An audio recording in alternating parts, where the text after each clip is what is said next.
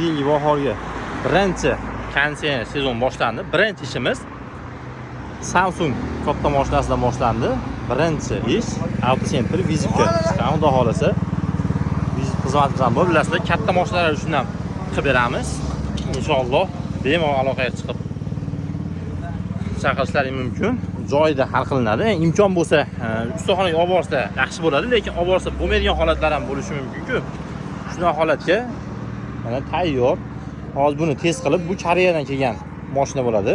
Koreyadan sborka qilingan. Bu mana tutishkasi yo'q, faqatgina qazaqlangan hisobiga freon chiqarilib tashlangan. Endi buni boshqatdan polностью tekshiriladi. Boshqatdan original 130 eng zo'r freonlardan quyib, bu akamizga ham ishlatib beramiz. Bu birinchisi emas, oldin ham 2-3 ta mashinalari bor. Hamma shunaqa katta pogruzchi, ekskavator mashinalariga doim quyib berganmiz. To'g'risi, bilam bu mashinani yangi olgan ekan, qo'llab bo'lsa, buni ham chiroyli holatda konditsioner ishlarini bitirib beramiz.